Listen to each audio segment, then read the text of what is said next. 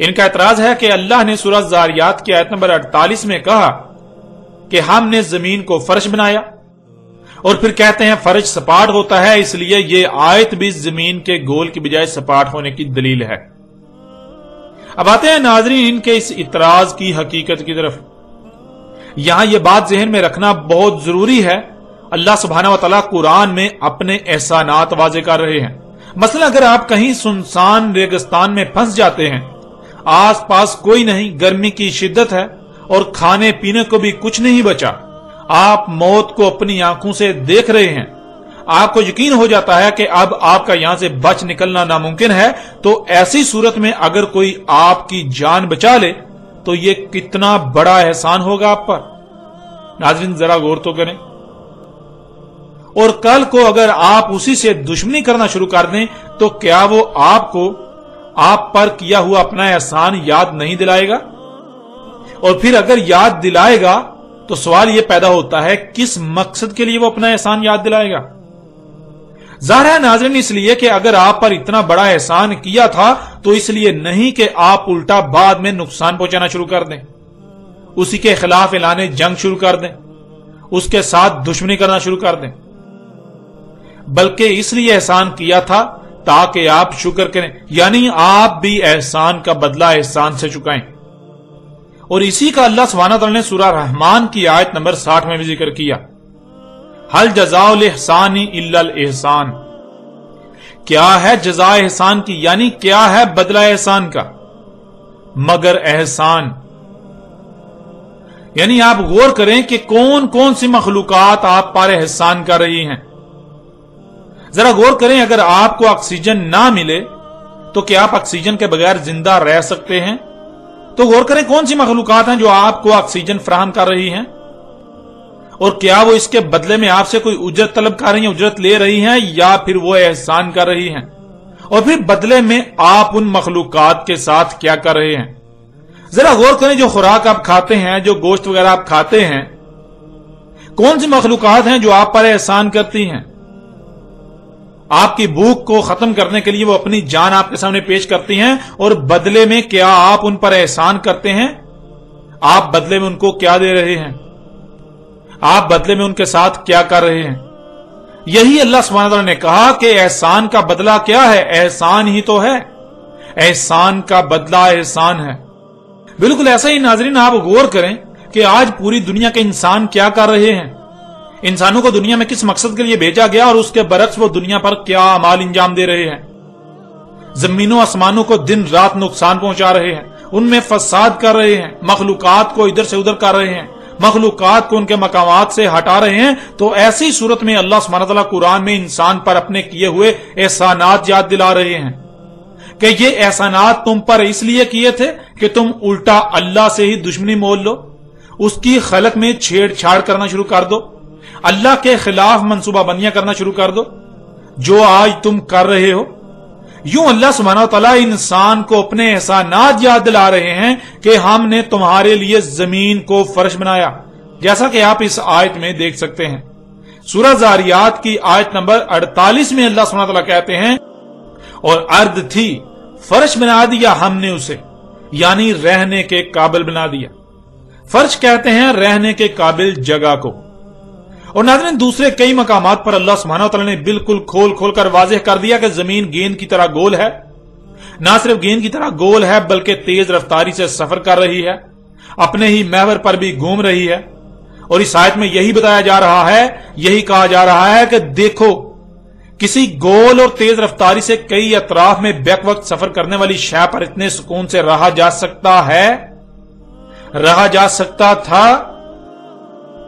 इसके बावजूद हमने तुम पर यह एहसान किया, इतना अजीम एहसान किया कि जमीन के गेंद की तरह गोल होने की वजह से नाकाबिले रहाइश होने के बावजूद और कई सिमतों में सफर करने की वजह से भी नाकाबिले रहाइश होने की बावजूद तुम्हारे लिए फर्श यानी रहने के काबिल बनाया, काबिल रिहाइश बना दिया।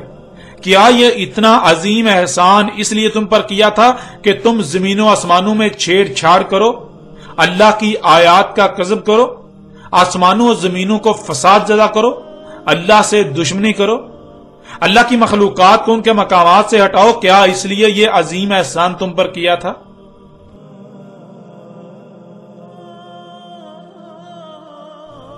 اس لیے ناظرین، یہ کہنا کہ یہ آیت اس بات پر دلیل ہے کہ زمین چپٹی ہے، یہ انتہائی جاہلانہ بات ہے۔ اگر ایسا ہوتا تو قرآن میں اللہ سبحانہ و تعالیٰ بار بار شکر کرنے کی تلقین نہ کرتا۔ شکر کہتے ہیں احسان کا بدلہ احسان سے چکانے کو۔ شکر کہتے ہیں جو کچھ بھی آپ کو عطا کیا گیا، جس مقصد کے لیے عطا کیا گیا، اسی مقصد کے لیے اس کے استعمال کو۔ اور پھر یہ بھی دیکھیں کہ ان آیات میں اللہ سبحانہ و تعالیٰ نے زمین کو فرش کی بجائے قرار کہا۔ سورہ نمل کی آیت نمبر 61 میں اللہ سبحانہ و تعالیٰ کا کہنا ہے، امن جعل الارض قرارا، کون ہے، کیا ہے جس نے ارض کو کر دیا ٹھہرنے کی جگہ، ٹھہرنے کے قابل کر دیا۔ پھر سورہ غافر کی آیت نمبر 64 میں اللہ سبحانہ تعالیٰ نے کہا، اللہ الذی جعل لکم الارض قرارا، اللہ ہے، وہی ذات ہے، جعل کر دیا تمہارے لیے ارض کو، زمین کو قرار، ٹھہرنے کے لائق، ٹھہرنے کے قابل۔ اب ناظرین ذرا غور کریں، ان آیات میں زمین کو انسانوں کے لیے قرار کیوں کہا؟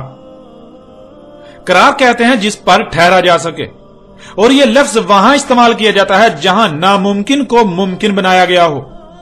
مثلاً آپ گاڑی پر سامان لاد کر لے جا رہے ہوں، اگر سامان باندھا ہوا نہیں تو گاڑی چلنے سے سامان ہلے گا، ادھر ادھر ہوگا، یہاں تک کہ سر کر نیچے بھی گرے گا۔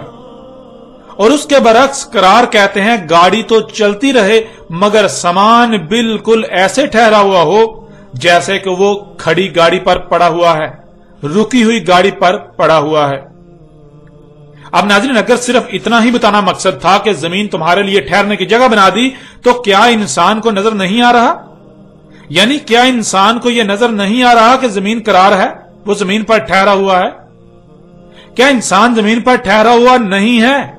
کیا انسان کو زمین پر ٹھہرنے میں مشکل پیش آتی ہے کہ وہ ادھر ادھر گر رہا ہے، ادھر ادھر پھسل رہا ہے؟ جیسے کہ آپ چلتی ہوئی گاڑی پر سوار ہوں تو آپ ادھر ادھر ہل رہے ہوں گے، پھسل رہے ہوں گے، آپ کو مشکل پیش آ رہی ہوگی ٹھہرنے میں۔ جب انسان زمین پر ٹھہرا ہوا ہے، وہ ادھر ادھر نہیں گر رہا، تو پھر انسان کو یہ کہنا کہ ہم نے تمہارے لیے زمین کو قرار بنایا، یہ بات تو بے بنیاد ہو جاتی ہے، کیونکہ یہ تو انسان کو پہلے ہی علم ہے کہ زمین ٹھہرنے کے قابل ہے، اسی لیے تو وہ اس پر ٹھہرا ہوا ہے، کیونکہ وہ سمجھتا ہے کہ زمین چپٹی ہے۔ مگر انسان کو یہ علم نہیں تھا کہ زمین چپٹی نہیں بلکہ گیند کی طرح گول ہے، اور نہ صرف گیند کی طرح گول بلکہ تیز رفتاری سے بیک وقت کئی طرف سفر کر رہی ہے۔ تو یہی اللہ سبحانہ و تعالی انسان پر واضح کر کے اپنا احسان یاد دلا رہے ہیں، اپنا احسان سامنے لا رہے ہیں کہ دیکھو ایک گولے کی مانند گول زمین جو بیک وقت کئی سمتوں میں انتہائی تیز رفتاری سے سفر کر رہی ہے، کیا اس پر ٹھہرا جا سکتا تھا؟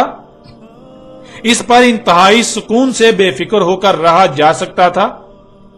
ادھر ادھر گرنے کا خوف نہیں، رائی برابر بھی ذہن اس طرف نہیں جاتا کہ کہیں تم زمین کے نیچے گر پڑو گے؟ تو یہ کس نے کیا؟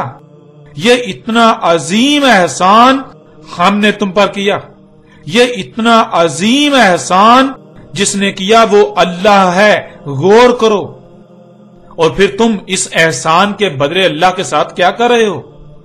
غور تو کرو، تم زمین و آسمانوں کے ساتھ کیا کر رہے ہو، فطرت کے ساتھ کیا کر رہے ہو؟ تم الٹا اللہ کے دشمن بنے ہوئے ہو۔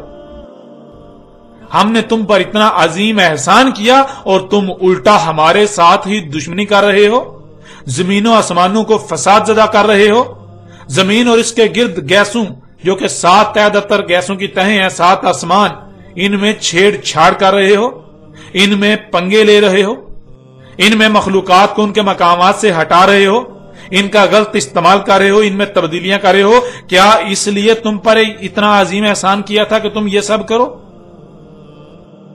ناظرین زمین کو فرش کہنا، زمین کو قرار کہنا، اس کا مقصد ہرگز یہ نہیں تھا کہ مشرکین عرب اور یہود و نصارہ کے عقائد کی تائید و تصدیق کی جا رہی ہے، بلکہ ان آیات کا مقصد انسان کو اپنے احسانات یاد دلا کر اسے اللہ کے ساتھ بغاوت کرنے سے روکنا ہے، اگر وہ احسان کا بدلہ نہیں چکاتا تو پھر اسے دوسری طرح روکا جائے گا، ڈنڈے کے ساتھ، طاقت کے ساتھ، قوت کے ساتھ۔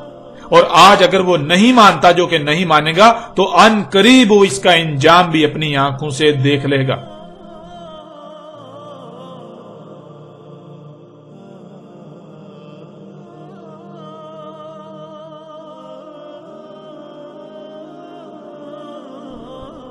پھر ناظرین، قرآن میں اللہ سبحانہ وتعالی نے زمین کے اپنے ہی محور پر گھومنے اور زمین کے اپنے مدار میں سفر کرنے کو ایک اور پہلو سے بھی بیان کر دیا۔ اس وقت آپ کو سکرین پر سورہ نمل کی آیت نمبر 88 نظر آ رہی ہے۔ اس میں اللہ سبحانہ وتعالی کا کہنا ہے، وَتَرَى الْجِبَالَ تَحْسَبُهَا جَامِدَةً وَهِيَ تَمُرُّ مَرَّ السَّحَابِ، اور دیکھتے ہو پہاڑوں کو اور گمان کرتے ہو کہ وہ جامد ہیں، یعنی ایک جگہ پر ساکت ہیں، حالانکہ حقیقت یہ ہے کہ وہ چل رہے ہیں بادلوں کے چلنے کی طرح۔ ناظرین، سوال یہ پیدا ہوتا ہے کہ کیا پہاڑ چل رہے ہیں، پہاڑ سفر کر رہے ہیں جیسے کوئی گاڑی چلتی ہے؟ تو یہ بات جان لیں کہ ایسا نہیں ہے۔ اس آیت میں یہ کہا جا رہا ہے کہ جیسے آپ زمین پر موجود ہیں اور اوپر بادلوں کو چلتے ہوئے دیکھ رہے ہیں، بالکل اسی طرح اگر آپ کسی ایسے مقام پر چلے جائیں کہ جہاں سے آپ کو بادل اور بادلوں کے نیچے پہاڑ نظر آ رہے ہوں، تو آپ کو پہاڑ چلتے ہوئے نظر آئیں گے۔ جیسے کہ آپ زمین پر موجود ہیں، آپ پہاڑوں کی طرف دیکھتے ہیں تو آپ کو زمین ساکت نظر آئے گی، پہاڑ ساکت نظر آئیں گے اور اوپر بادل چلتے ہوئے نظر آئیں گے۔ لیکن حقیقت یہ ہے کہ جیسے آپ بادلوں کو چلتا ہوا دیکھ رہے ہیں، بالکل اسی طرح پہاڑ بھی چل رہے ہیں۔ اس کا اندازہ آپ کو تب ہی ہو سکتا ہے، اس کا ادراک آپ کو تب ہی ہو سکتا ہے جب آپ خلا میں بادلوں سے اوپر زمین کی مقناطیسی کشش کی حد سے باہر نکل جائیں، وہاں سے آپ کو پہاڑ چلتے ہوئے نظر آئیں گے جیسے زمین پر کھڑے ہونے سے بادل چلتے ہوئے نظر آتے ہیں۔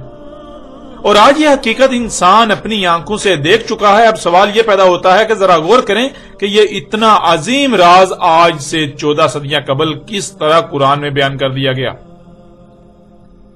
اور پھر ناظرین، یہاں یہ بات بھی جان لیں کہ بہت سے لوگ اس آیت سے یہ مراد دیتے ہیں کہ جیسے گاڑی چلتی ہے اسی طرح پہاڑ چلتے ہوئے ایک دوسرے سے دور جا رہے ہیں۔ تو یہ بات نہ صرف بے بنیاد اور باطل ہے، بلکہ یہ بات انتہائی احمقانہ ہے جس کا حقیقت سے کوئی تعلق نہیں ہے۔ یوں اس زاویے سے بھی اللہ سبحانہ وتعالی نے یہ بات بالکل واضح کر دی کہ زمین گھوم رہی ہے۔ زمین کے گھومنے سے ہی پہاڑ بادلوں کی طرح چلتے ہوئے نظر آتے ہیں۔ جیسے آپ اگر کسی گول گیند نما شے پر کوئی نشان لگائیں، پھر اسے گھمائیں تو وہ نشان چلتا ہوا نظر آئے گا۔ اسی طرح زمین کے گھومنے سے زمین پر موجود پہاڑ خلا سے چلتے ہوئے نظر آتے ہیں۔ یوں ناظرین، آپ نے جان لیا کہ نہ صرف اللہ سبحانہ وتعالی نے ان کے عقائد و نظریات کے پرخچے اڑا دیے، بلکہ جو ان کے اعتراضات تھے ان کی بھی کلی کھول کر رکھ دی۔ یوں حق ہر لحاظ سے آپ کے سامنے ہے۔ ناظرین، زمین و آسمان، دن اور رات کے حوالے سے مشرکین کا جو عقیدہ تھا وہ عقیدہ آج تک چلا رہا ہے، اور خود کو مسلمان کہلوانے والوں کی اکثریت سب سے زیادہ سختی کے ساتھ اس عقیدے سے چمٹے ہوئی ہے۔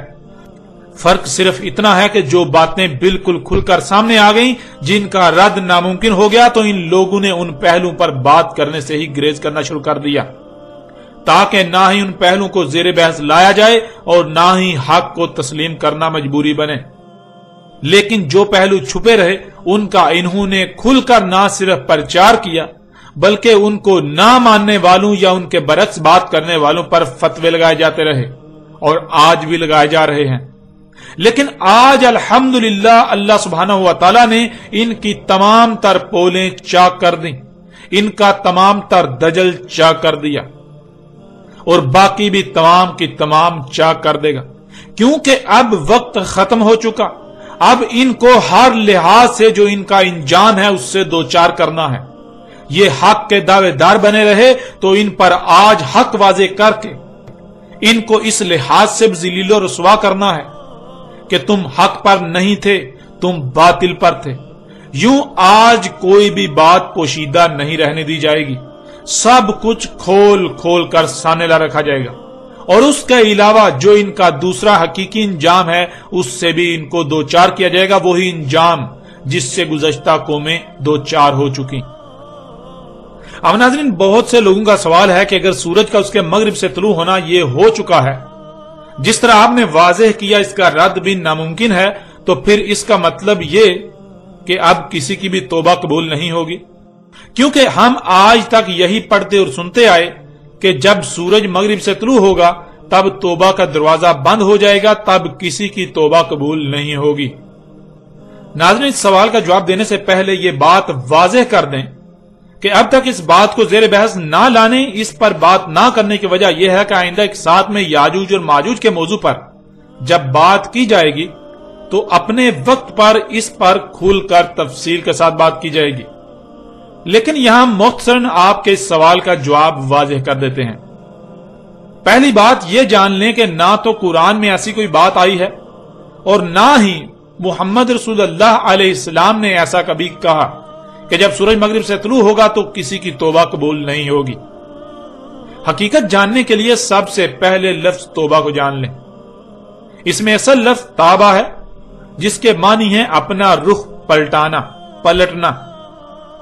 जब इस लफ्ज के दरमियान वाव का इस्तेमाल हो तो लफ्ज बन जाएगा तौब, जिसके मानी बनते हैं पलट रहे होना, अपना रुख फेर रहे होना, पलटा रहे होना। और इसके आखिर में हे का इजाफा करें तो यह लफ्ज बन जाएगा तौबा। हे किसी की तरफ इशारे के लिए इस्तेमाल होती है। यूं लफ्ज तौबा के मानी बनते हैं कोई अपना रुख पलटा रहा है, कोई अपना रुख पलट रहा है, कोई वापस पलट रहा है। तौबा कहते हैं कि जब आपने अपना रुख अल्लाह से मोड़ा होता है।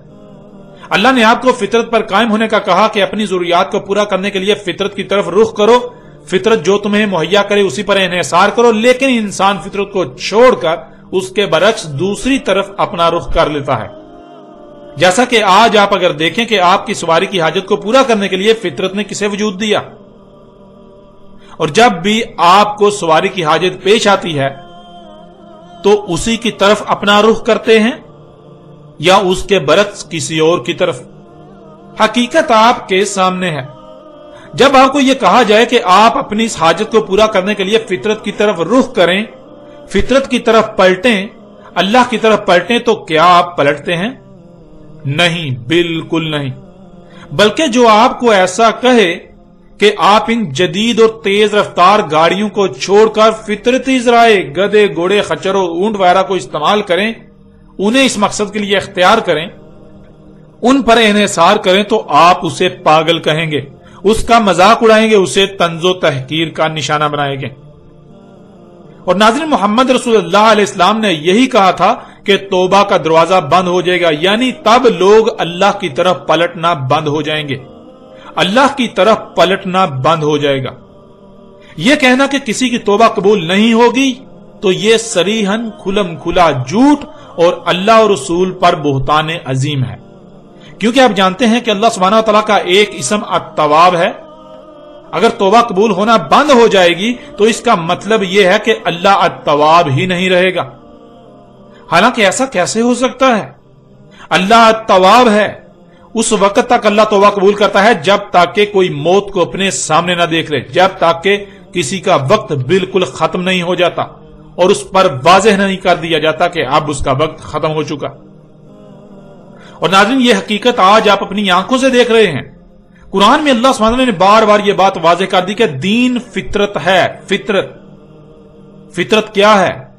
जब इंसानों को वजूद दिया गया तो इनको वजूद दिए जाने से पहले दुनिया कैसी थी, किस तरह मखलूकात जो है वजूद में आ रही थी, वो थी फितरत, वो है फितरत। और नाज़रीन, आज आप गौर करें कि क्या आज आपको अगर कहा जाए कि फितरत की तरफ रुजू करें, फितरत की तरफ पलटें, तो क्या आप पलट रहे हैं? क्या आज लोग फितरत की तरफ पलट रहे हैं, अल्लाह की तरफ पलट रहे हैं? उनको जब भी कोई हाजत पेश आती है तो अपना रुख किस तरफ करते हैं, फितरत की तरफ या मसनूई की तरफ?